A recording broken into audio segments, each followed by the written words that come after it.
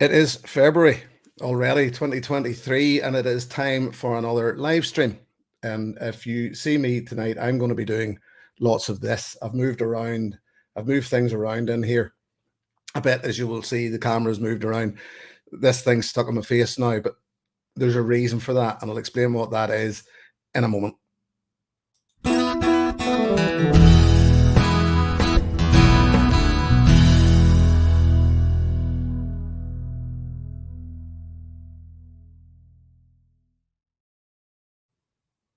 Yes, I was going to explain something. So I've moved things around. I just fancied some whiskey in scene. It seemed perfectly sensible. Plus, it gives me my desk back because the way I had it before, the camera was right in front of me. I couldn't see my monitor. I was basically looking at the monitor through the camera all the time. Yeah. I, and the other thing was, I did when I did the podcast last month, and thank you any of you who downloaded that.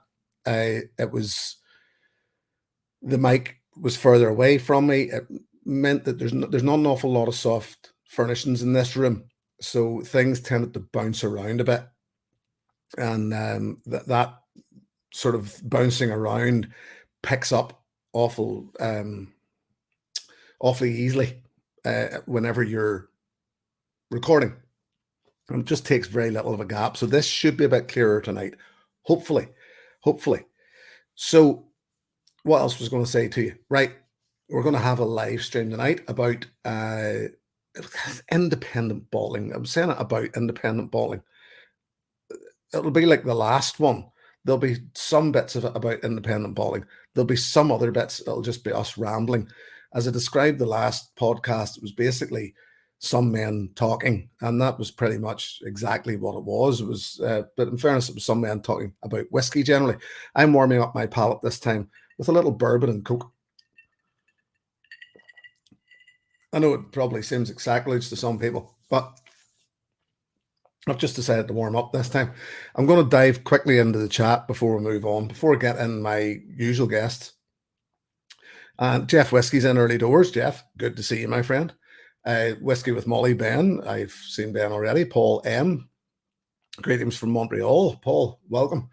Frank is in. Frank, driving home from work, so he's in listening mode.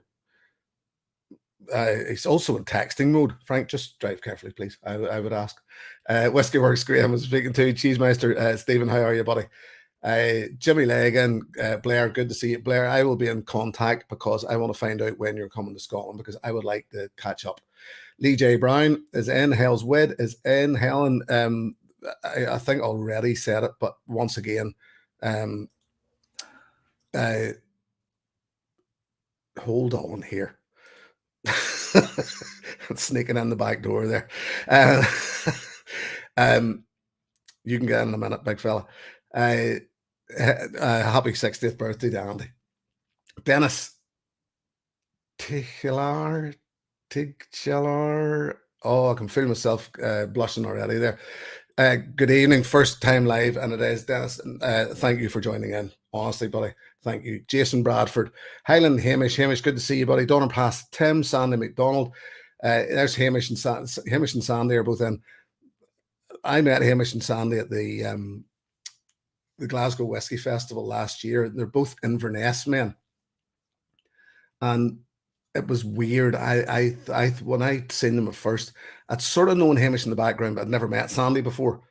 And they had never met each other before. This was the weird thing about it. They didn't know each other either. But I would have sworn they were brothers because they were just quite similar. And because they were both Inverness, similar accents, etc., both absolute gentlemen. It was a pleasure to meet them both. I'd sort of known Hamish, as I say, in the background from whenever I was in Scotland the previous year. But it was great to catch up finally. Blair, Jimmy Legs saying September 18th to October 6th.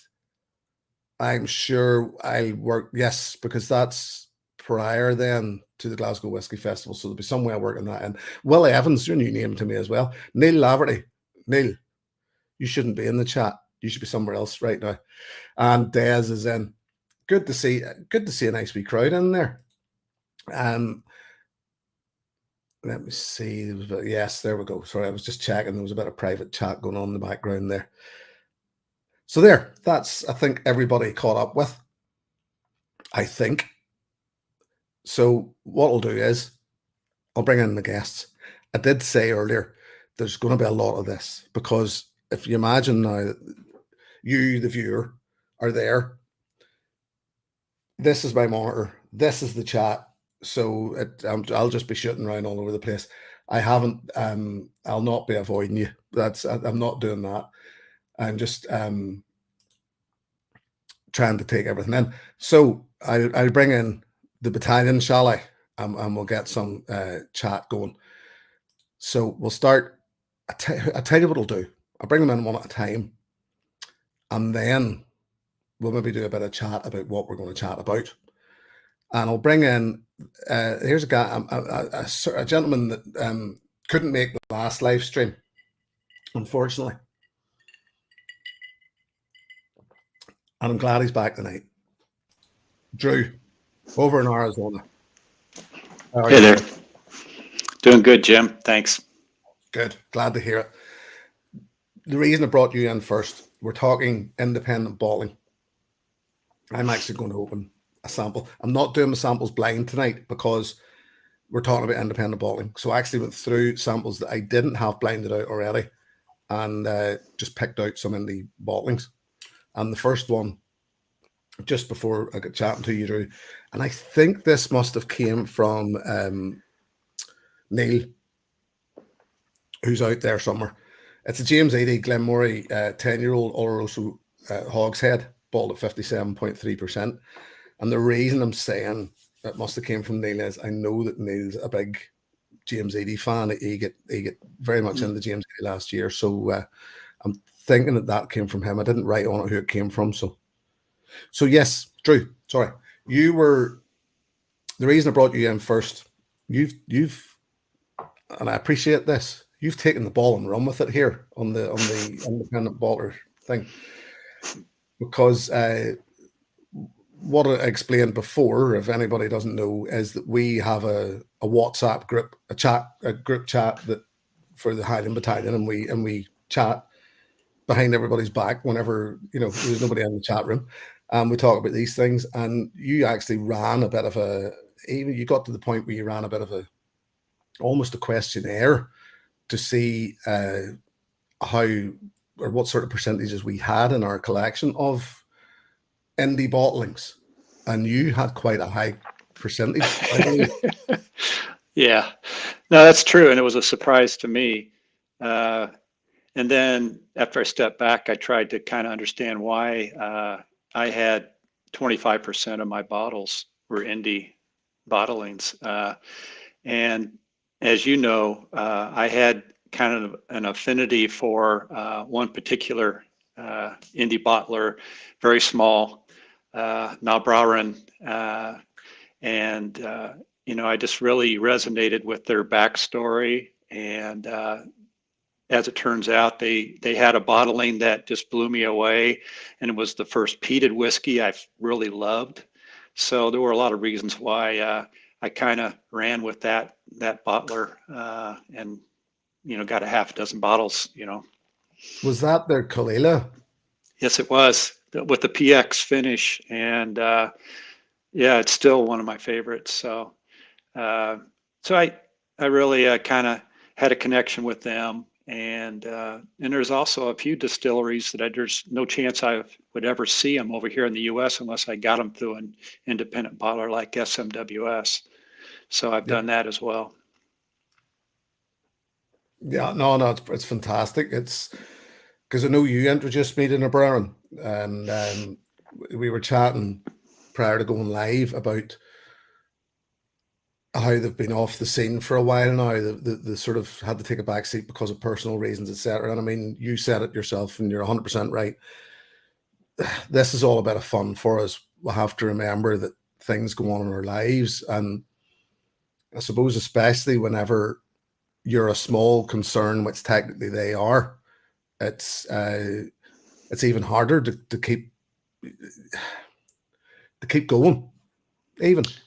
Yeah, it's so competitive. I mean, I can't imagine trying to compete in today's environment with some of these larger companies and the money they have, the advertising dollars, the cask selection, inventories. I mean, it's got to be really tough for a very small company to really get on the radar. Because we see, that's the thing, we see so many of them cropping up. Thankfully, as far as I can tell, most of them have survived. There's none of them have really dropped off the radar yet.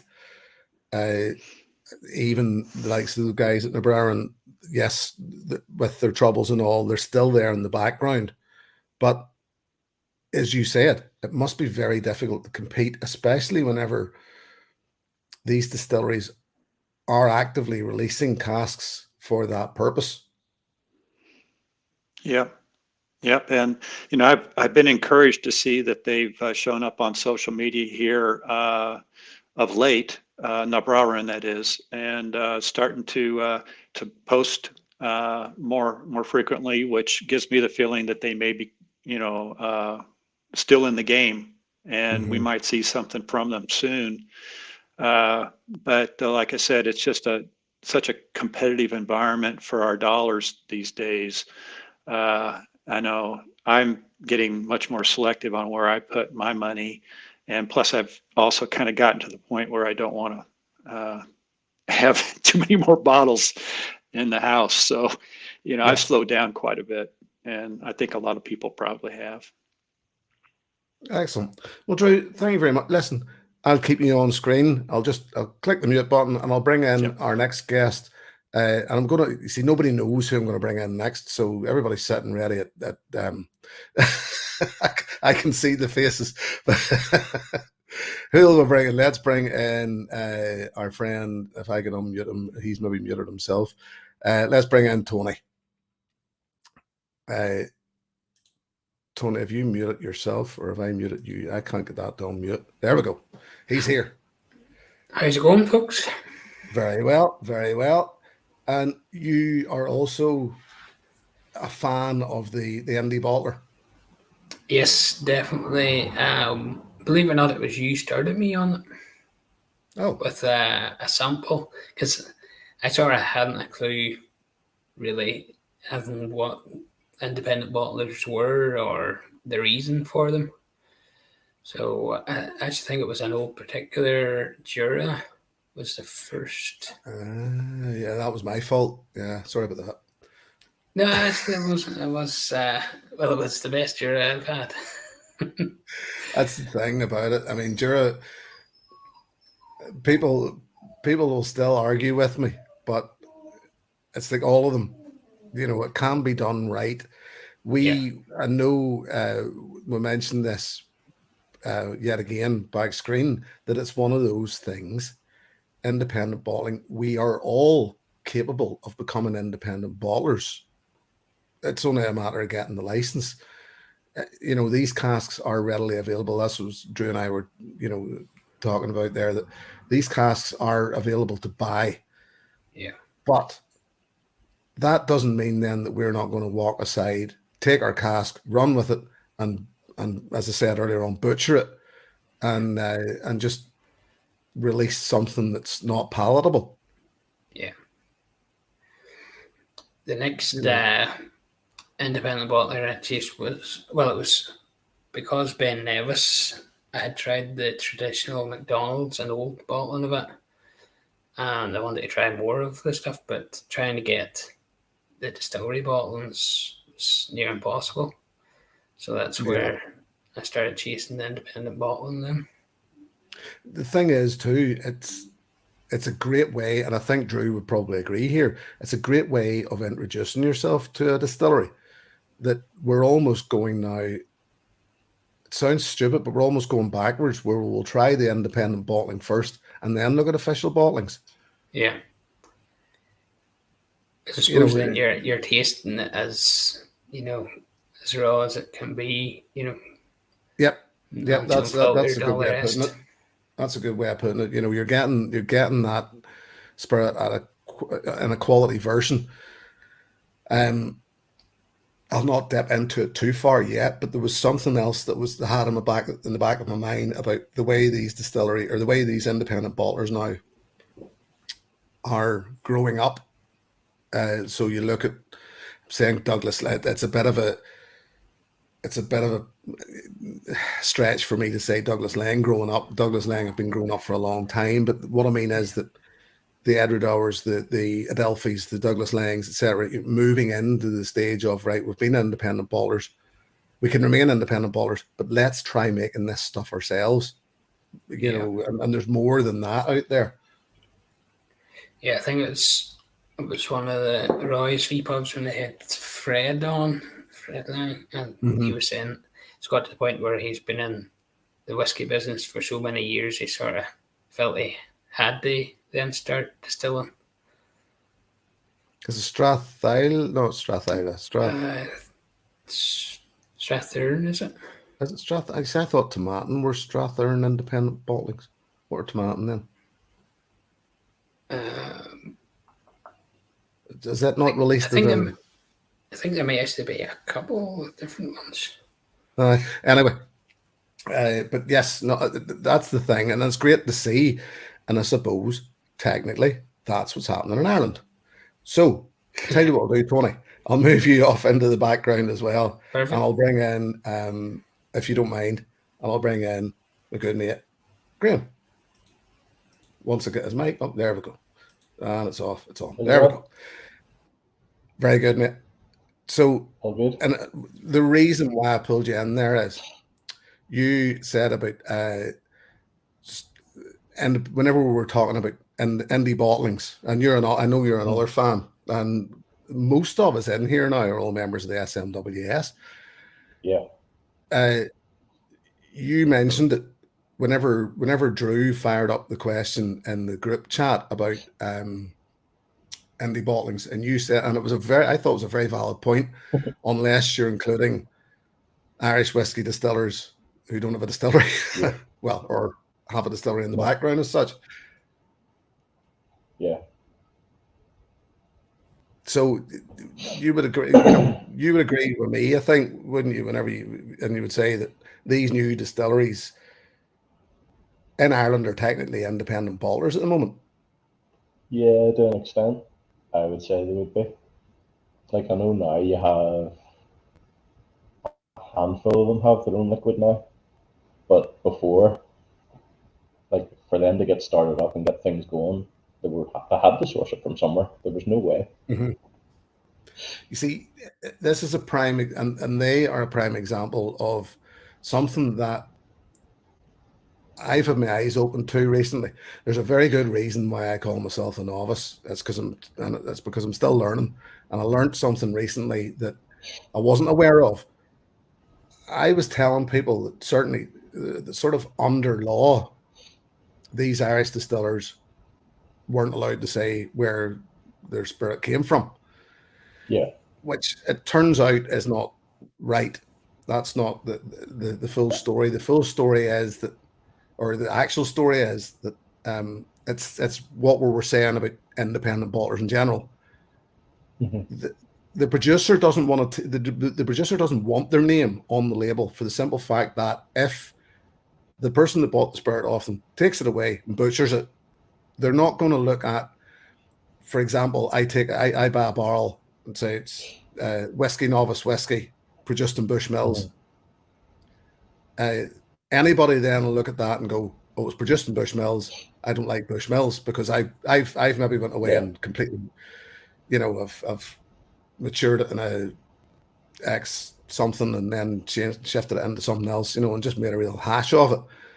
People don't care. They don't want the association. Novice whiskey. They care that it was Bush. They care that it came from Bushmills. That's what they know because that's the name that they know. So I was also then convinced that Scottish law for independent bottlers said that they sort of had to say on the label where it came from. Yeah, I noticed that way too. Well, the difference is that most of these independent bottlers in Scotland, it's all single cask stuff rather than the ones over here buying in bulk and putting it out as their own whiskey. So they don't mind. Generally, then the distilleries will go, yeah, put our name on it. That's fine. That's all right. And the thing is, it happens here. If you look at W.D. O'Connell, Dachy O'Connell, everything that he puts out, it says on it where it came from, because it's all single cask stuff. He's not blending up for bulk release. But it just, it threw me out for the simple fact that I had convinced myself that these were laws, that were set in place to control what was going out. I kind of thought, but to a certain extent, it would be somewhere in black and white, surely. It has to be that way, but especially Scotland. I was surprised. It took me. I reached out to somebody in Scotland whose name rhymes with Toya Gruff. Shall I say? And it was him that told me. He says, no. He says, as far as I'm concerned, there's nowhere in the States that they have to put where the distiller, or which distiller they're using. They can just have anybody's name on it.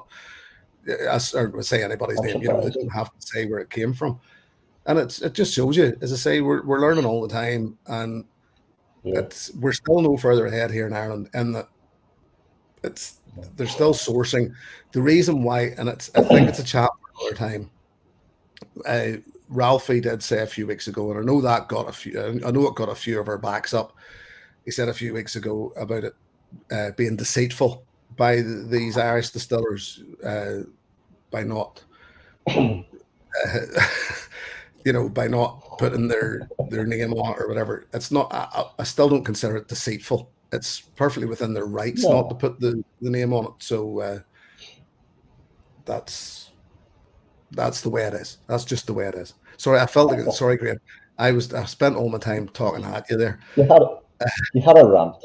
That's all you had to do. I had a small rant. Get it off your chest. Listen, mate. I'll not drop you out. I'll drop you into the background, and I'll bring in our next body, who's good to see you, by the way, who has joined us, and he doesn't know he's coming in next. He made it in. Neil, how are you, fella? How you doing? All right. Got there in the end. We got technical difficulties. I had a small panic there for a minute because when I couldn't hear you straight away, I thought, oh, damn it, I've let him in and I can't hear him. You're keeping well, anyway. I'm keeping well, yes. All good. Good. The reason why I've brought you in next is, yes, you did say this was yours. You're laying claim to it, James Eady. Yeah. This is the first time that I've actually sort of picked on a independent bottling or independent bottler individually and said, right, let's just talk about this, because you've become a big fan of the indie bottling over the last year, I'm going to say. Yeah, definitely. I think you're getting more for your money. At the Glasgow Whisky Festival, we tried the Glenmoray Warehouse 1 and finished in the sherry cask, and it was lovely. But it was a lot dearer than the James Eady. And the James Eady, it's the same sort of maturation, and it was a much better presentation to me. So that's why I went for that particular James Eady. What do you think yourself? It's lovely. And the thing is, weird for that to be a 10-year-old Oloroso hogshead, bottled at 57.3%. It doesn't feel like it. It's creamy. It's rich. It's almost got a virgin oak gingeriness in the background of it. Yeah. Sorry, just wanted to pick out a point there for a second. Whiskey words. Graham, cheers, buddy. Adding to the bottle fund. But no, it's definitely, and it's all about, this is another thing. I found a lot of indie bottlings keep it real, so they don't tend to stray away from it. SMWS, we all discovered this, or say discovered, but we were all made very aware of this. that the fact that they control what they mature in and don't stray away too much in different maturations, that they'll tend to stick with ex-bourbon, whereas a lot of the other independent bottlers, James 80, and I have the Gordon MacPhail here as well, that they, although it is actually, I think, probably just ex-bourbon from the looks of it, but they will try different maturations. Yeah, well, what I actually ordered 2 independent bottles this morning. Now I done a wee bit of homework, soon I thought it was going on. So it's a Blair Athol. It was uncharted whiskey, and then I also ordered a Ben Nevis. Tony there sent me out their Ben Nevis 7-year-old, and I ordered it as well. Now that came to £108 from Top Whiskies. If you took the original bottles, the Blair Athol 12 that you just done, which is not, hasn't a natural colour, it's chill filtered, and then if I compared it to, say, a Ben Nevis 10, 46%. Now it is natural, that is natural colour, but the difference between that's working in £10 cheaper than the 2 independent bottlers. But to me, you're going to get more value out of that uncharted whiskey at Blair Athol is finished in red wine barriques. So it's going to be something different. To me, I would pay that extra £10 all day long to get that. To me, what I think's a better whiskey. 100%, mate. And this is, I think you're preaching to the converted here. I don't think anybody's going to argue with you that's why we're all in their indie bottlings now, that you're getting more for your money, simply because they're not toying with them the same. Yeah. It's definitely, but they all seem to do that. They're either cast strength, they're stating it on the bottle, whereas we all know a lot of those things don't. And that, to me, it's more genuine. You're buying a better product, but that's only personal opinion. So I like to say. No, as I said, I don't think any of us would argue with you, mate. Right, I tell you, Neil, it's good to see you, buddy. It's great to have you in. I'm so glad you made it. I will put you in the room along with the rest of the boys, and I'll move on to the next guest, if that's all right with you. All right, work on. Who will we pick? Ben, why not?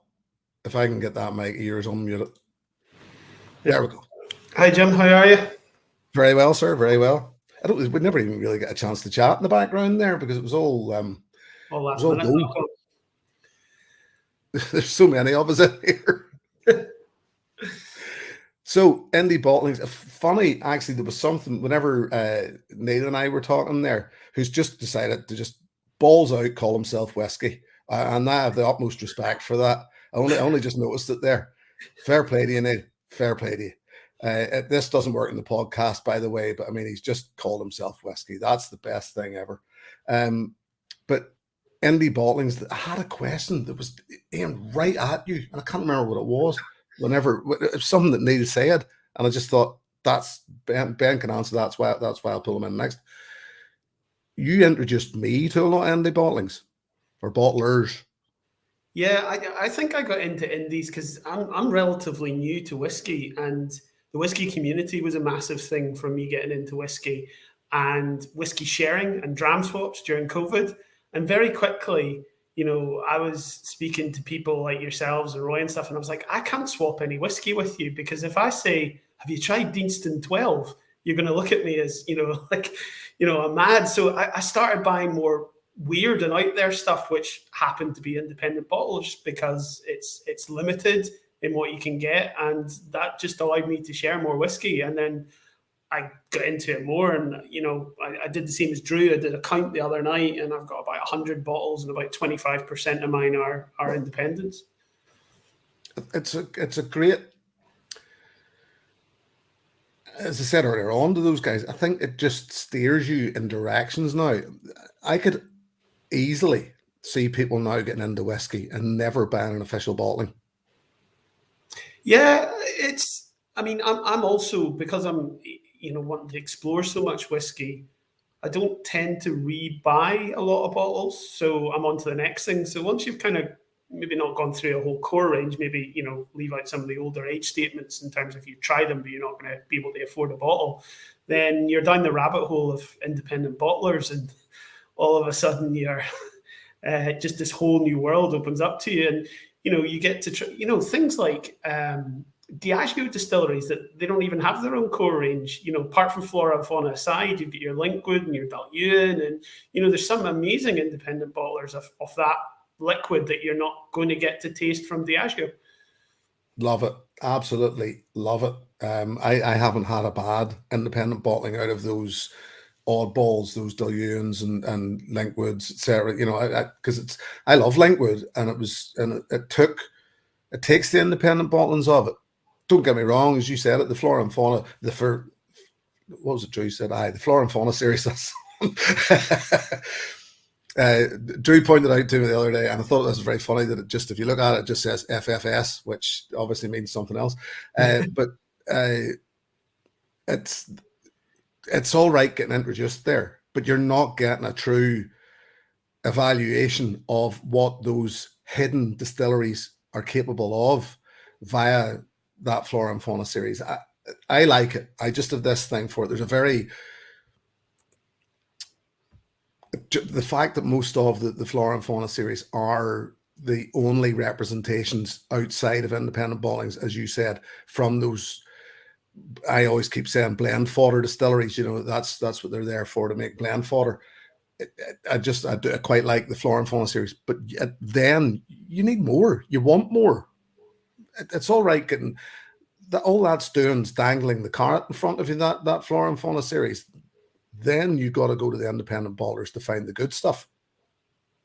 Yeah, and it's if you look into the history of it, it's kind of full circle, because I think as late as back in the 60s, distilleries weren't producing core range whiskey statements. They were producing for blends, and actually, a lot of the single malts. And the other thing about, we talk a lot about presentation. Independent bottlings are all non-chill filtered, cask strength, often single cask. There's just the presentation, because of what they are every time, is fantastic. Exactly. No, I couldn't agree more. And that's why Neil said it. It's what you're getting for your money. Even when we look at that flora and fauna series, you'll buy most of those distilleries. You'll buy independent bottlings of them for less as an independent bottle, that are independently bottled. So it's just, I find it fantastic. I do, I think they're there for us, basically. And that was where I was going to go. And it took Michael Henry to come into the chat here to throw me into that direction, because this is something that, and I only noticed it this week, and I am sure Tony's always ahead of the game here, so I'm sure Tony noticed it before the rest of us, but I never contacted him. Noble Rebel from, we're going to say that they're from Loch Lomond, because it is Loch Lomond, surely. These blended malts, as they're being put out from Loch Lomond. I was only seeing Michael Henry coming into the chat that brought me up. Is this, and this was one of the first reactions, and I almost feel like as if, because Michael's here in the corner of the screen, I almost feel like as if I shouldn't be saying this or saying this, but is this distilleries now firing one across the bow of the independent bottler? Because one of them is I seen one of the bottles, and I'm genuinely saying this with Michael in the corner of my eye, and I feel like as if I shouldn't be saying it, but it sort of, to me, had that same ring of Orchard House from, the look, etc. Do we think, and Michael, feel free to please do answer this, do we feel like as if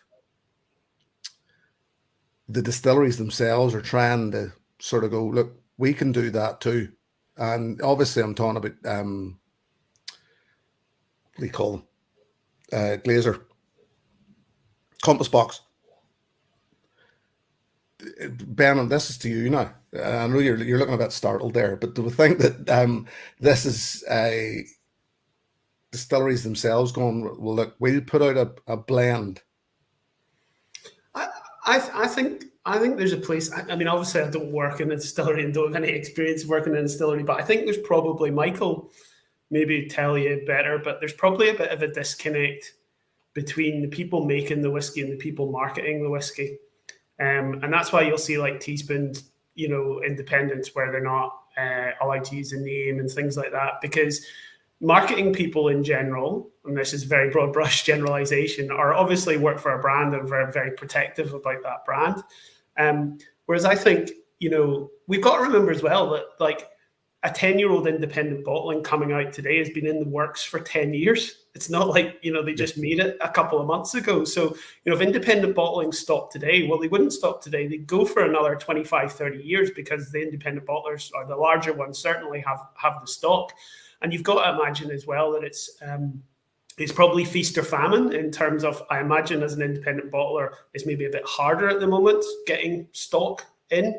Whereas a few years ago, it was maybe a little bit easier, and why we're seeing so many indies at the moment. But no, I think there's a place for all of it, because I also think there's so much choice now. As you said, I think it was you that said earlier, maybe trying an indie will actually put you onto a distillery if you're a newer whiskey drinker. Yeah. No, I definitely think it will, but it's getting the mentality turned around to that, isn't it? Well, you've got distilleries now, Edredar, Ben Romack are all now owned by independent bottlers in effect. Master of Malt are now an independent bottler as well. They're putting out, their own stuff. So, yeah, it's. I think there's space in the market for everyone. Fair enough. And look, thank you, Michael. Much appreciated. The Noble Rebel was starting to be developed in 2020 before the Orchard House came out. So it's an extension of what we do at the Distillery Combined. And I'm looking forward to the end of the month when I can, and they're very keenly priced, the Noble Rebel bottles. But I'm just waiting to the end of the month to order all three of them, because I'll just do it all at once and see how they get on. Ben, thank you, buddy. I'll slip you into the quiet room, and then I'll bring something else in. Cheers, my friend. Who have we got left at home? That's odd, because he's been sitting. There's a couple of boys sitting still, a few guys sitting very, very patiently, and I appreciate it, guys. Nigel, let's hold on. There we go. How are you, mate? Not too bad. Yourself? Everybody very well? Good, very good. Independent bottling. It's another, yet again. I know you've been delving down that alleyway recently. Yeah, well, ever since Glasgow Whisky Festival and going to SFWS in Glasgow and trying a few samples there, obviously joined not long after it, and I've accumulated quite a few bottles since. I'm up to 7 now, I think it is. But you would, I mean, yet again, a bit like I was saying to Graham, I mean, even Irish independent bottling, we were drinking it whether we knew it or not, sort of thing. Yeah, any new distilleries you have bought that haven't been going any more than 3 years, you've obviously been drinking independent. And I've recently, I've discovered, and I'm not going to name names. I'm definitely not. I'll do it off screen. I'll actually try not to name names, because it's very easy to say things without. But I know of two, and I mean we've discussed this yet again in the chat room, or in chat with each other. I know of at least two distilleries here who are sourcing from the same place. So independent bottling there. Yeah. And two of them both have a 5-year-old blend. And I would say one of them is 10 times better than the other. So to me, that is a prime example of how you can do it wrong if you don't, if you're just not really paying attention to what's going on. And to me, if you're not necessarily paying attention to what the whiskey drinker wants. But I think it's maybe not so bad if they put their own spin on it. But there are a few distilleries out there just sourcing whiskey and put it out as their own, but they haven't done anything to it. I know of one that the distillery doesn't exist yet, but they have a single pot and a single malt, and there's no finish on it. There's no age statement on it, so it's just basically they've sourced the whiskey. They haven't done anything to it, and they've released it under their name. So, to me, like, I don't see the point in buying that and trying it, because it's not that distillery's whiskey, so you're never going to get, you know. You see, this is a prime example of, I think, where it can go wrong, because that's what I meant whenever I said, and I know of a whiskey upcoming this year, later this year. I'm not going to tell you for 1 second where it's from. When it comes out, I will then tell you that's what I was talking about on this day. And I know what it's going to be matured in. I know how long it's been matured, and I know the background of what it'll be released under. And I can tell you now that there's been no thought to the whiskey itself. Yeah. It's just about the reason for why it's going to be released. And there you go. It's spent that amount of years in that. It'll spend that amount of year, or that length of time in that, and we'll put it out, and it'll look like this. And it's like, that's not what we're in it for. We're in it for the whiskey itself. It's who's that's not the way either. Like, you can't just stick it in and say, right, 3 months there or 3 years in that, and be able to predict what it's going to taste like. Like, you need to be tasting that back and forward to see what way it's going. Like, you could end up putting it in for too long. You know. Oh, I agree totally. And that's what I say. I think part of the issue is here in Ireland, as compared to, once again, a lot of the independent bottlers in Scotland are buying. The whole thing rises again that we're all, I said this earlier on, we're all capable of buying barrels. Now, there was an occasion this week where a guy who had bought, I was reading it in the news, and then Marty had brought it up in the Irish Whiskey Reviews the weekend in his live stream about this guy who had bought barrels, and there was no technical recognition of him actually owning barrels. He was a guy that, like a lot of people, have bought barrels through a broker, and you know, as far as he was concerned, he owned this, he owned that, and then, as I say, whenever they dug a bit deeper, it turned out he didn't own an awful lot, or couldn't prove to have owned an awful lot, but he had spent thousands. So that's one thing. That's something that was his to deal with. But it's raising its head an awful lot more now, where people are buying barrels, or people are asking about buying barrels. I was thinking about investing in whiskey. Should I buy barrels? But nobody thinks about what they're going to do with it at the end of that. Yeah. We don't have the licenses to sell it. You know, it's all those guys that buy it don't have the licenses to sell it. You sell it back to the distillery, you pay the duty on it. So there's an awful lot of misunderstanding, I think would be the way to put it, regarding buying barrels to independently. If you decided to independently bottle it, it's only, I think it's only those who actually are convinced that they want to get into independent bottling. The likes of Nobreron that Drew was talking about earlier on, these are guys starting out new, right? Let's buy some barrels, bottle it up, and sell it under our name. Yeah, if you're going for the long game, you can probably do it. Like, if you're just like likes of us buying a barrel, you're taking on a huge bit of risk. But if you're buying multiple barrels, you can afford to take the hit of one being bad, or two being bad for you, the other X amount to make up for it. Whereas like you and I, or whatever, you go out buy a couple of barrels and they maybe just don't turn out, the finish maybe goes wrong on it, or it's just not a great tasting whiskey. You've lost all. Well, it's a hell of a punt, isn't it? Sorry, I just poured myself. Graham, it's always easy to spot one of yours. SMWS. This is, and the reason why I dug this one out, juggling flavor balls. I just like the sound of that straight away. It's an 8-year-old Tullibardine bottled at 60.9%. I haven't had an awful lot of interaction with Tullibardine, so I just thought I've had one of the, I think it was the Tullibardine Sovereign or something. Tony, you might have had some Tullibardine, I think, based on choices that your wife or your fiance or whatever you're calling her at the moment. I wouldn't like to think that I directed her in any way whatsoever.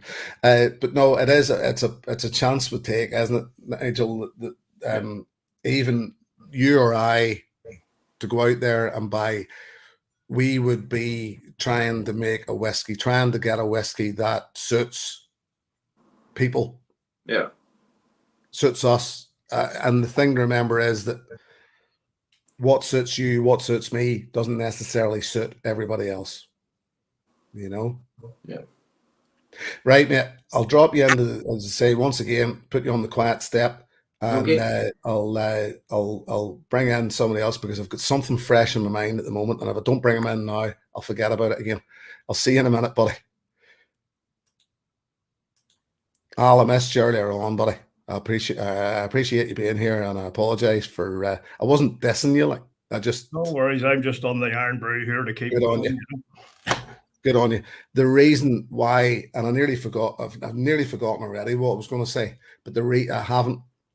You, a bit like myself, recently got your eyes open to another independent bottler of the Whiskey Barn. Yes. Jake. And it's, I mean, he's another one that's doing really well. Well, I've actually got one. He sent me a lot of samples, so I'm sort of. He's a top bloke. Well, he's yet again, the way I look at it, he puts out whiskey, but he also gets us involved with what he's putting out. So he's got social media to back up what he's doing. And not just, I just say Jake, it's a bit like saying just Michael Henry about Loch Lomond. There's obviously there's a great big team there. Well, not massive team behind Jake, but there's a team there as well. So these people are care. They actually care about what they're putting out for us, the drinker. That's the nice thing that I saw with Jake in particular. He's got a good YouTube channel. He comes across very well. He's very knowledgeable. And then he has the podcast as well. And he gets, I say, part of the whiskey community involved, you know. And like recently he did a podcast and a video there with Ben from the Whiskey Diary. And that's how I really got more into the independent bottlings. Like yourself, met him when I was over in Glasgow for a wedding in June last year. And we messaged each other. We decided to meet up on one of the days where there wasn't much else happening. And we went to the Scotch Malt Whisky Society in Glasgow. And, well, just to say, we drank a lot. And everything we got was outstanding. And that's what really made me want to get involved, because I'd always been a wee bit dubious about the Scotch Malt Whisky Society. But within an hour of being there, I was like, I'm signing up for this. And it was just really the right thing to do, because previous to that, I think really the only independent bottles that I ever got came from Compass Box. And then there was a few samples, you know, as part of the Dram team. But now I have a few SMWS bottles. Yeah, I've got the Whiskey Barn and the latest sample box from the Dram team now is incredible indies. So that expands it a bit more. And it gives you something more to get into. And as I agree with what Neil said at the start, you know, you get more bang for your buck, you know. You've got. Oh, you definitely do. It's funny. Sorry, I'm reading stuff in the chat here just while and I'm listening to y'all. Trust me, mate. But that's what the wife says too. It was, sorry, that scrolled up there.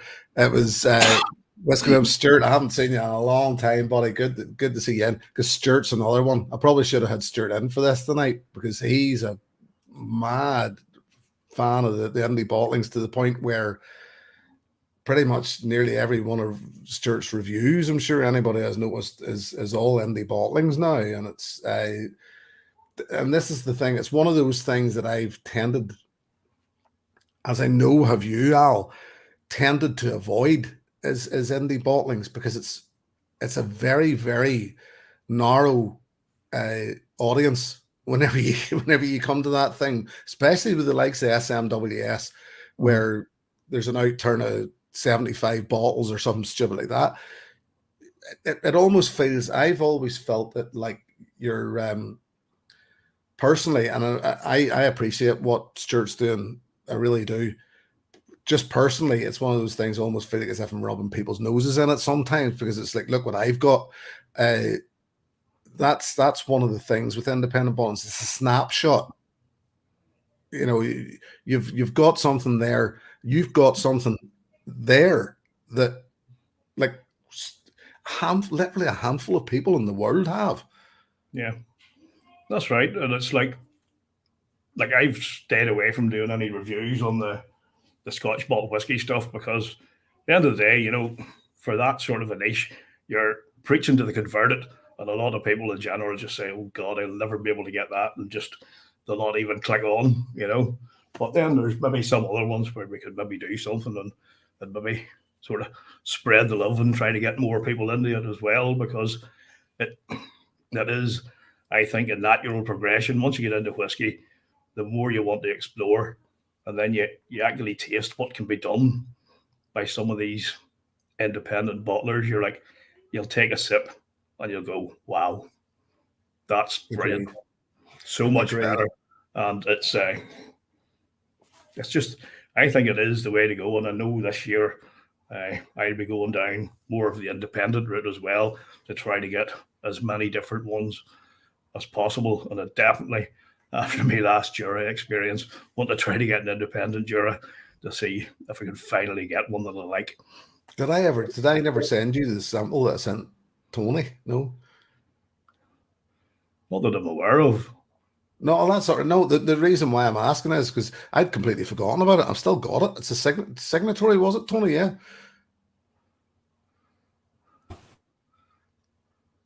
Oh, hold on. Particular. It was an Old Particular. It was Douglas Lang, and that was Roy's fault. So it was, you know, you quite enjoyed it. I quite enjoyed it. Roy quite enjoyed it. So, but then most other people thought it was garbage. But then, as far as Juras go, it was great. But no, I'll get a sample of that down to you. And it's not a bad Jura. It's not. Good stuff. No, and I think another point there that Ben made as well is when you're going down the independent route, it can get you more involved with a certain distillery. If you get something in that and you know it's coming from that distillery and you think, God, this is good stuff, then you're going to go and seek out that distillery and try to get a few more bottles, a few more expressions, just to see what they offer more, you know. And it's all about expanding your palate, your knowledge, and all that. 100%. Yeah, and I found myself, at the start of the journey, the start of my whiskey journey, seeing people. We were all watching the same reviewers, I imagine. We were all watching Ralphie and Roy, etc., etc. We were all watching that. The stupid thing is, he said, I was like, Stuart Whiskey Wims was one of the first guys I get sort of hooked onto. And you see, I just found this bizarre that when so many whiskies out there, why would you have 6 from one distillery? And it's only over a period of time that you learn why you have 6 from one distillery. It's because they just, you sort of latch on to one and you go, these guys can't do any wrong. That's right. I just love what they're doing. And you know, it's the Springbanks, it's the Kilcairns for me. That's just the way I sort of go, that, and I just find myself drawn to them all the time. But over time, then you realize that indie bottlers have got that going, and this is why. And I wasn't having a pop earlier on by any means at what Michael's doing there at Loch Lomond with these blends, etc., these blended malts. But Loch Lomond are another prime example of a distillery that I've just been drawn to, that I can't, you know, they don't seem to, even the stuff that I don't enjoy terribly, I say I don't enjoy terribly. I said it in my review of the 14-year-old that it wouldn't have been one of my top ones. but they're still great. It's just good whiskey, but it's different just levels of good. Exactly, different levels of good is the best way to describe it. See, Michael, he's not falling out with you, but if he does, I'm next on the list. Al, listen, buddy, I'll drop you into the background because of a guest that's still sitting here, and I feel sort of guilty that he hasn't been spoken to yet. I'll speak to you in a minute, mate. Yes, there's still one guy in here, and Lee J, I apologise, buddy, for keeping you waiting for so long. No worries. I've enjoyed the watch and agreed with what everyone said. I say it wasn't the indie bottles. I didn't know about indie bottles until I went onto Instagram, doing all the socials, chatting to people, went to a few competitions. That there was independent. I didn't realise Chivas Regal was independent. That Gordon and MacPhail. I just thought they had their own, not a clue. And then And sorry, Jimmy Legg, to answer your question earlier on. Yep, 9 of us. This is the full, and it's great to see everybody. This is the full Highland Battalion as they stand at the moment. Just in case anybody was wondering, it's great to see everybody in tonight.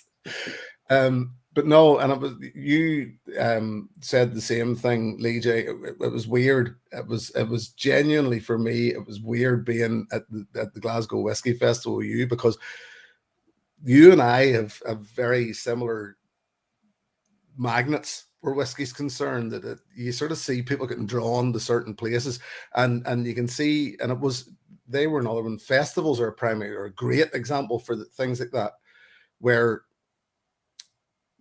these indie bottlers are there, and you can just go, well, let's just give that a shot. Let's try it, Yeah.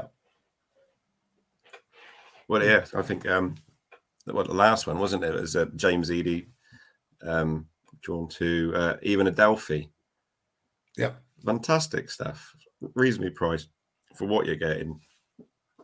And then that introduced you back to Ardnamurchan. They're the same kind. I didn't know that last year, or say early part of last year. All new, everything just shot up.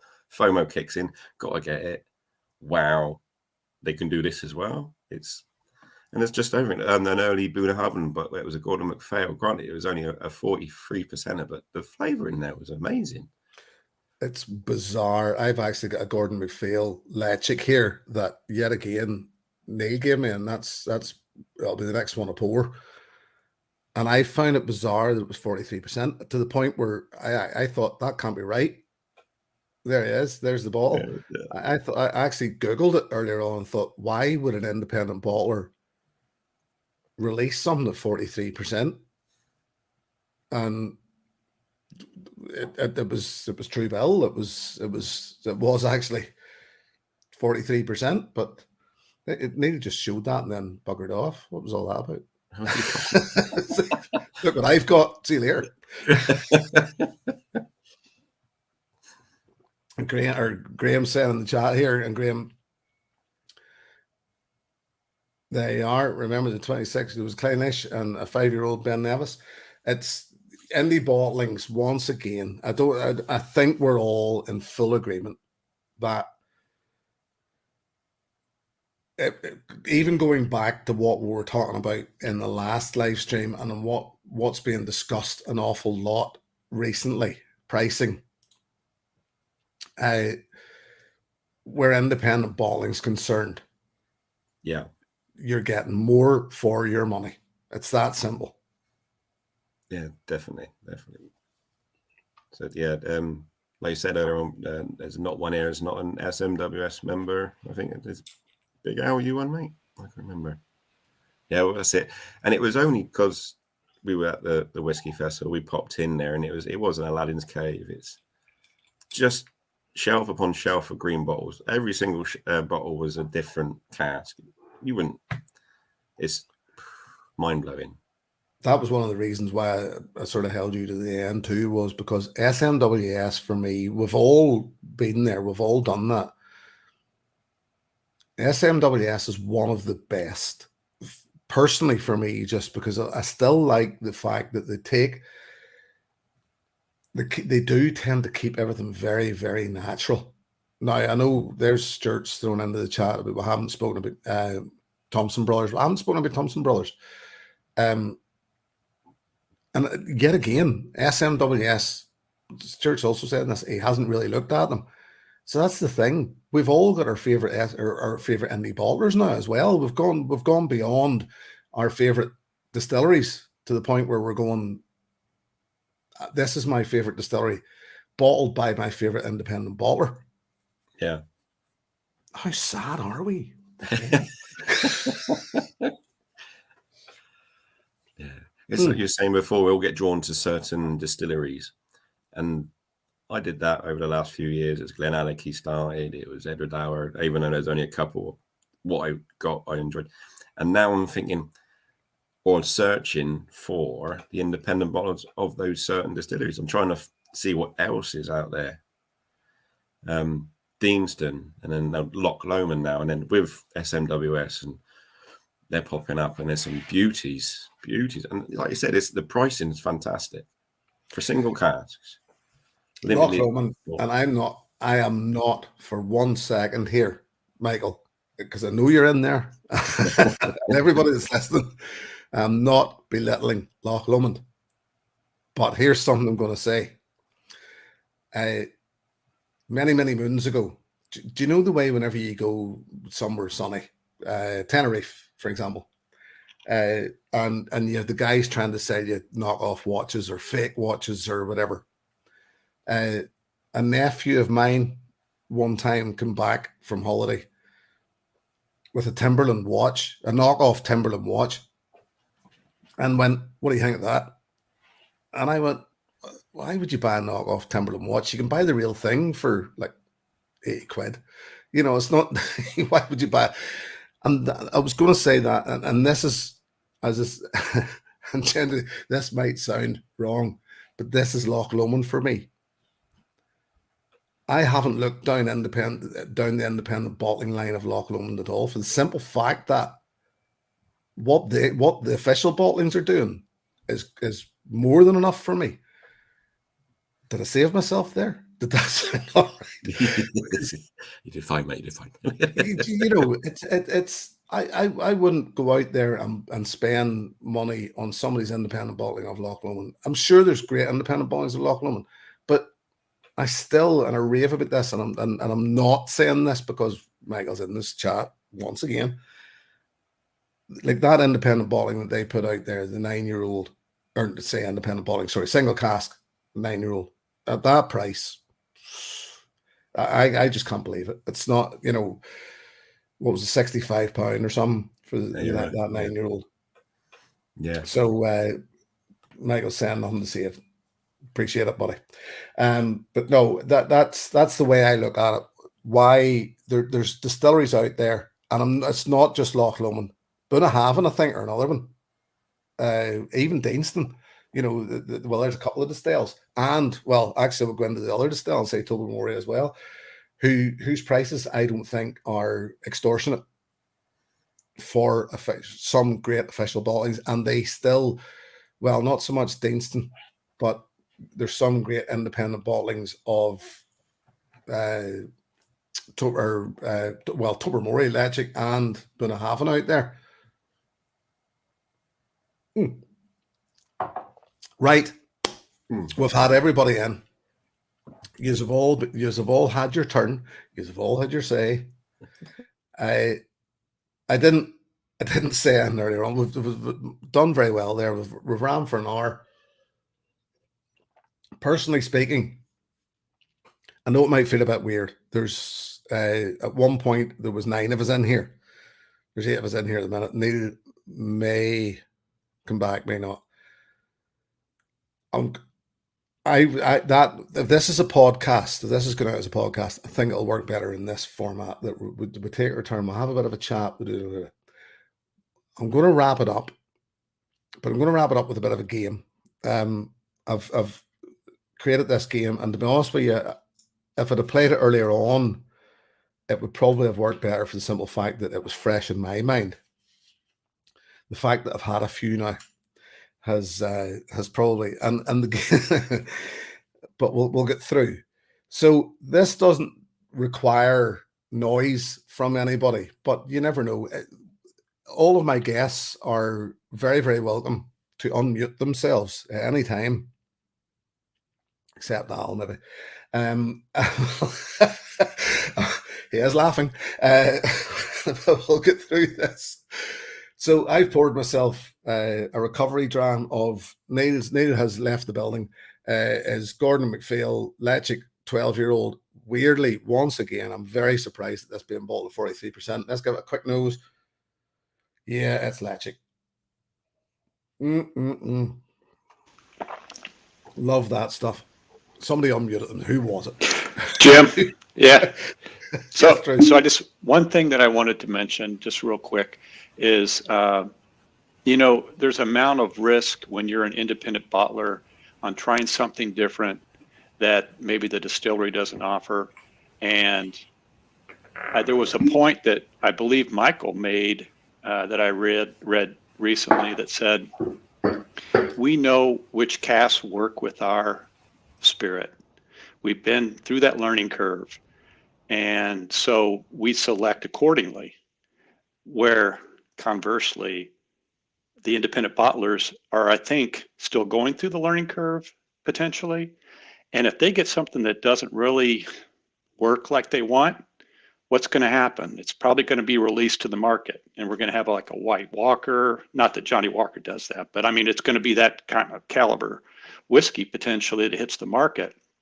And so for someone that's kind of wanting to avoid risk, I would like to go with the independent bottlers that have a lot of experience, or an offshoot from a distillery like Loch Lomond that knows exactly what cask to use. So I thought that was a valid point that I wanted to throw out there before we go to the next step. I totally agree with you, Drew. And that's one of the reasons why I was so delighted to have you guys in here tonight, because you have your own views on these things that they don't slip by. These are the things. Stuart Whiskey Wims said something earlier on about his reviews of these indie bottlings, that to a certain extent they are for us. They're not for everybody. And I know that sounds maybe a bit, what's the word I'm looking for? It's not necessarily selfish or whatever, but somebody. Well, sorry, here's a prime example. My most viewed review is for Grant's Triplewood. Cheap garbage, basically.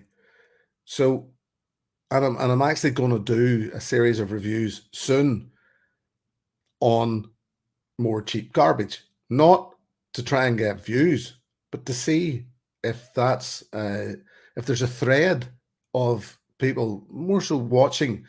So is there people out there who are still buying this, who are watching reviews as well? And if that's the case, why are people who are buying cheap garbage watching reviews of whiskey? Because it's still, it's cheap.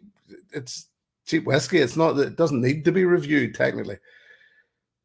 And Graham, because we're reading, Stuart is onto something with regarding reviewing these in the book, because we know that we can actually get access to them if we so desire. So it's not bad that we'll have somebody there in the background reviewing them and saying what they think of them. Yet again, it's still only one person's view of it, but you know what I'm saying.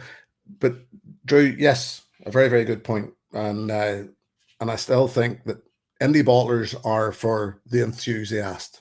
I still think would be one of the easiest ways to sum it up, because I think the whiskey drinker who's there to get drunk doesn't go looking for an independent bottling of his favorite cheap blend. Yeah. I think, Jim, a lot of people, when they're starting their journey with the cheaper blends and stuff, the next year, Grant's Triplewood, I know, especially whenever I started, I was watching reviews of stuff I had and seeing if I could smell or taste the same as what somebody else was getting. Because at the start, all I got was whiskey, and I thought, there's no way you could get, strawberries or whatever from it. But, well, sorry, before Eric Waite is in and has just sent some money to the bottle fund. Eric, thank you very much, sir. But the thing is, I know well, I would recommend to people, and I've said it before, that I will recommend to people, start with the cheap blends. If you're going to work your way through or work your way into this realm, start with the cheap blends, and anybody, and I do drive back to working in the shop, but it's the easiest place for me to work back to, that people will come in and say, I want to buy a bottle of Bushmills. Well, I'll send them to Tesco's. Don't spend it in here. There's no point spending more for it when you're only starting out anyway. Come back in a year's time whenever you've worked your way through that. We've worked our way up a bit, and then we'll recommend something to you. You're right, Tony, but I wouldn't have watched, certainly personally anyway, I wasn't watching reviews of the blends. I suppose it's not like I bypassed all that, but it's just that I suppose I feel like as if I'm digging a hole for myself here. This is why I'm sort of being a bit cautious about what I say. But no, because I know myself, whenever I started out, got into it a bit more, I maybe had 1 or 2 bottles, maybe 3 maximum, and I only really started watching reviews of those bottles I had, and it was just supermarket blends, pretty much. Mm-hmm. Yeah, well, there you are. It just shows you that we all. So there are people watching those, because I honestly, mate, you and I have never discussed this, and I honestly didn't think people watched. Now, saying that, as I say, about almost 5,000 people at the last time I checked had watched my review of Grant's Triple Wood, and I'm just looking at it and going, why are people bothering? I'd only reviewed it because it was one of those that I bought cheap, and I thought, well, I'll review it anyway. But yeah, there you are. People are watching them. Tell you what I'll do, and thank you for joining. If nobody else has anything else to chip in, because as I say, we're going well here. We've managed to put an hour and 15 minutes in. There was a few more people, I'm saying a few more, there was loads of people jumped into the chat that I missed. I know for a fact I missed. So thank you all for being here. There's a few names that I've never seen before. There's a few names that have always show up, and it's great to see. It's great to see the Doc and McCallum Fine and Rare. The dark side, I would miss names out if I kept throwing up names and just was picking on people. So listen, thank you all for joining in. We're gonna, as I said, finish with a bit of a game. This is not a quiz. Well, it is a quiz. It's a game, I suppose. Now, the idea is that this should work for a podcast as well as it works on video. Hopefully. It could be a disaster. We will see. But it's a game called Scott Not Scott. Now, how many people have we still got playing? 1, 2, 3, 4, 5, 6, 7, 8. So there's 8 people still in the screen, on screen here. So anybody that's watching, before going any further, Jimmy Legg has just added to the bottle fund. Jimmy, thank you very much, my friend. Now, screens have gone very, very small. Roy Duff has added to the bottle fund as well. Thank you very much, my friend. Notification pops up that the Highland Battalion are assembled. Time for AirPods. Bet I'm late too. Well, of course you're late, Roy. We're just about to finish. We're going to finish with a game, not a quiz, a game. Once again, you folk, you are more than welcome. Now, let's see. Oh, look at that. You can fit them all in. That's fantastic. So small. And the whole Highland Battalion gathered together at one side of the screen for Scott Not Scott. Now, I'm sure people are wondering what the hell Scott Not Scott is, because this is the first outing for Scott Not Scott. I'm pretty much wondering how this is going to go as well, because I haven't tried this yet. I literally, quite literally, finished this about 45 minutes before this went live, and I was trying to make dinner for the family at the same time, because I'm just that kind of guy. Neil, thank you very much. That be Gordon McPhail lecture is very pleasant, very pleasant. So, what is Scott Not Scott? Right, it's one of those classic games where I'm just going to read stuff out. Now, the part of the problem being is that because there's so many of us in, and we're all on screen at the same time, I'm going to struggle to see what you're throwing up, because everybody should have a bit of paper that says on one side of it Scott and on the other side not Scott, or some shape or form. They should have something that, yeah, there you go. You know, there's people firing them up now. If anybody that's watching, look at this. Oh, this is fantastic. People have been printing stuff. They've been writing stuff. Anybody that's listening on the or in the podcast, no idea what the hell's going on, but I will try and explain it as we go along. So I will be describing what I am. All right, classic. I'll be describing what I am, and the answer will either be Scott or not Scott. There you go. It's that simple. It's perfectly simple. So here, I'll give you an example, and you can fire. This is a freebie for you. So I'm a distillery, right? Everybody listening? I'm a distillery. I'm owned by LVMH. Now, this is an easy one to start with. So as soon as you know the answer, fire up your answer, Scott or not Scott. And as soon as you fire up your answer, I will stop reading out further clues. So I suppose I should explain that. So as soon as I get to a point where somebody's got an answer up, that's it. All of you have to put your answer up then, and I'll finish up reading the rest of it after that. So this is just an example. I'm a distillery. I'm owned by LVMH. My head, anybody thrown up anything yet? No. There you are. There's Tony has put up Scott. So anybody else want to throw anything else up? I've already said I'm a distillery. I'm owned by LVMH. Big Al's going Scott. Mr. Whiskey's going Scott. Whiskey Works Graham's going Scott. Everybody else has to put up their answer now, because I don't go backwards after this. What's that? Lee J's not Scott, is it? And Neil said Scott. So, look, I mean, it was going to be quite easy. I'm a distillery. I'm owned by LVMH. My head of distilling is Dr. Bill Lumsden.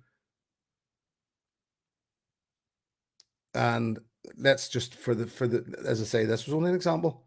And the last one would have been my stills are the tallest in Scotland. So obviously Scott, because the answer was Glenmorangie. There you go. Simple. And now they're all looking at me as if to say, what are you talking about? So it's all right. Trust me, there are slides. That was just me reading out an example. There are slides. So here we go. You see, even the people in the chat knew what I was talking about, because they all went Scott Glenmorangie. There you go. Simple. Good Lord. Italian battalion. What have I brought in here? Right. Here we go. So first question. Everybody on board? Yes. Give us a nod, thumbs up, something. Yep. There we go. Here we go. I'm a whiskey reviewer in the US. Oh, Ben's in there, not Scott. So everybody, throw up. No, that's it. That's as much as you get. Neil's saying not Scott. Whole North Graham's not Scott. Oh, Whiskey Graham's saying Scott. And Lee J saying Scott. So who all said? Oh, Nigel saying Scott as well. Oh, you went very quick there, boys. I mean, there was going to be 2 more clues after that.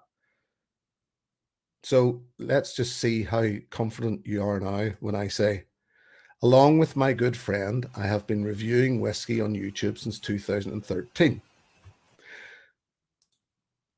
Although well-versed in whiskey from around the world, I still consider myself a dummy.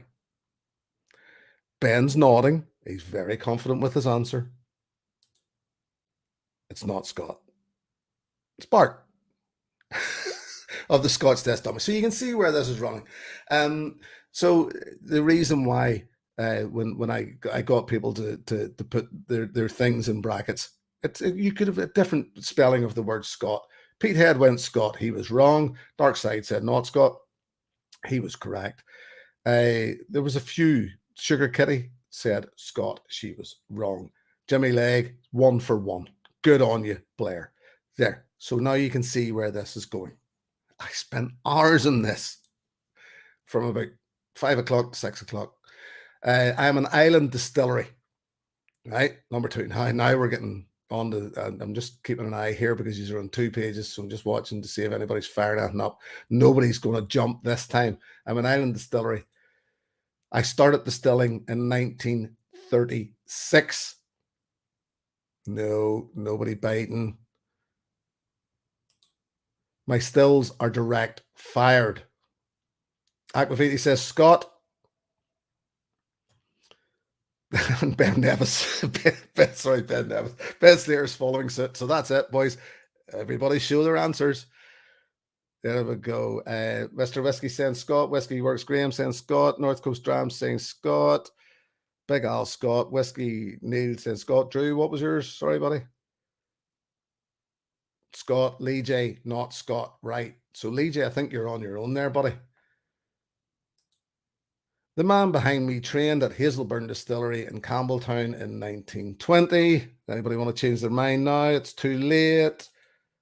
Yes, Lee J, you are right. It is Yoichi Distillery in Hokkaido, not Scott. Still an island distillery. And, well, Aquaviti's saying still Scott. Is it? Surely if it's in Japan, it's not. That's a Menno question. Well, you know, as I said, I did spend a bit of time on this. And I'm trying to catch this out. Some of them, I mean, yes. The thing is, you could, and Greg's saying, no, Jim, it's 1934. Well, it was the distillery opened in 1934. They started distilling in 1936, according to their website. The thing is, you can, there's other answers. I mean, you know, it could be, and as Roy says, 50-50. It is 50-50. But the thing to remember is my game, my rules, and I've decided what the answer is. So it's basically that simple. That's the way we go with this here. Here we go. Next question. I'm an explorer. There's only 6 of these. Honestly, it'll be over at some point. Don't worry about it. I'm an explorer. Big Al's going Scott. So everybody throw up your answers. Scott. What have we got? Scott. Ben saying not Scott. Neil saying not Scott. How many not Scots do we have? It's Barry Shackleton. You just went very, very quick there. What was your Scott or non Scott? 20. You went Scott. In 1907, I set sail for the South Pole. So everybody's sort of rolling on here to see where we're going to go. I wasn't the first to embark on such an adventure. Oh, he's not letting much away. I really didn't. There's a whiskey named after me. Mostly Irish, not Scott. Yes, it's Shackleton. Ernest Shackleton, of course, like the agreement that none of us agree on, the Anglo-Irish. So not Scott, but Scott. No, Frank's saying, but no, it wasn't Scott. It was Shackleton. Scott was the second, of course, because it was what was it? Edmondson was the first one to the South Pole. Shackleton didn't actually make it. He was a few days off. So next one. Oh, one of the whiskey community. This is a wild one, this. I hope everybody's keeping an eye on their scores here. I am one of the whiskey community. My initials are BS. Ben's saying not Scott. Everybody's looking. Let's see. Not Scott. Lee J saying Scott. Graham saying not Scott. Big Al saying not Scott. And Whiskey saying not.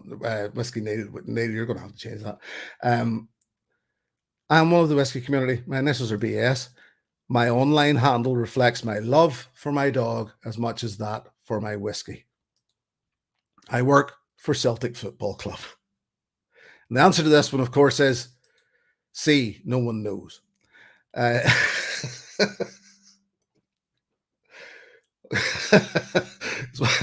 1 minute he's one, 1 minute he's the other.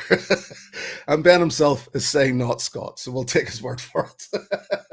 So on to the next question. I'm a distillery. Now this one's easy. I'm throwing you stuff every now and again. I'm owned by LVMH. My head of distilling is Dr. Bill Lumsden. If I don't see, now I'm seeing Scott getting thrown up. If I don't see Scott getting thrown up by everybody here, I'll be sorry to, and like I'm pretty much giving you the answer. I'm on a short line. So of course the answer is, anybody want to tell me what the answer is? Remember, you can unmute yourself. No, they're all shy now. Everybody's shrugging. I did mention all this earlier on. Who said that? Tony. Would it be Ardbeg? Well, fair play to you, Tony. Because I mean, of course, the answer could have been Glenmorangie once again, because all of those tick the same boxes. And Greg's whiskey guy did pick up on that. Yeah. Last one. I'm a whiskey reviewer in the US. Along with my good friend, I've been reviewing whiskey on YouTube since 2013. Oh, hold on, Ben. He was waving something. No. Although well versed in whiskey from around the world, I still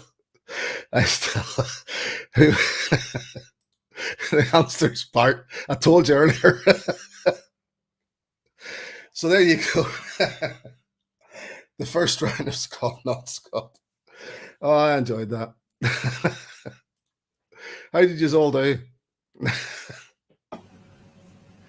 Lee reckons we got 1. Neil got 4. Tony got 2. Ben doesn't know. Graham's sort of on the fence. Oh no. I'll get 3. I don't know. I got 3. I have no idea what I got. I have no idea what I got. I don't think there's any winners in that game. The first question when you said was it a reviewer in the US, I was like, well, how is that in Scotland? I was still totally confused. I didn't get the Scot bit off it. The only winner there was the sneaky bugger that thought of the game. Jimmy Lake says I'm running a very shaky game. I mean, it was a shaky game, but I mean, it was a bit of fun. That was the idea. It was something that wasn't there. The first week. I must have. I was enjoying it. Jim, I had a wee anecdote, and somebody told me this, and I don't know whether it's true or not, but it's very apt for tonight. But famously, there was a fella called Turnbull Hutton, worked for Diageo. I think he was maybe their head of distilling. He's dead now, but he once pulled an independent bottler allegedly into Diageo, and he says to them, "Don't you ever do that again with my whiskey. Don't you ever put our stock into such a bloody fabulous looking bottle." And that's the relationship between distilleries and independent bottlers. Yeah, sounds a bit right. That sounds a bit right. Listen, gents. I ended up an hour and a half, and I mean, it was a full hour and a half. And in my opinion, that was, I enjoyed that. This will make for a good podcast, I feel. I suppose you shouldn't say that live because it sounds like as if I'm bragging then. It doesn't, but I don't know. I enjoyed it anyway, put it like that. It was good chat, good fun. Great to see so many people in the chat room. Very difficult to involve a chat room in a podcast. Anybody who does podcasts will realize that.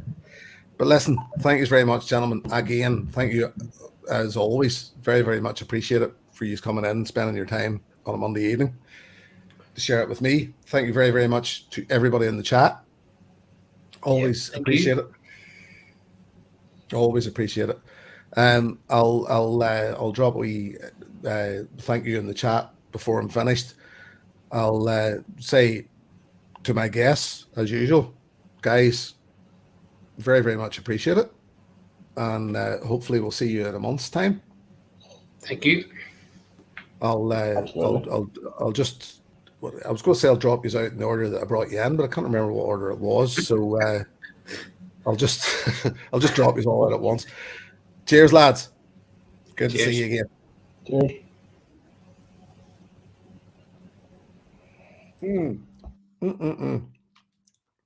Independent bottling, very much our thing now. I certainly think there's a lot of us within the whiskey community who will look to independent bottlers as the future comes round, you know, because as I said earlier on, the price tends to remain where we can afford it for quality. That's what it's all about. It's getting that quality for the price, I believe. And long may it last. Long may it last.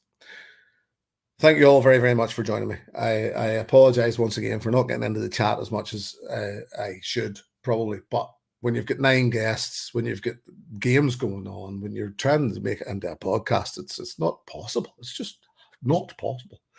This has been a pleasure, as always, my friends. Look after yourselves. I'll speak to you all soon again. Cheers.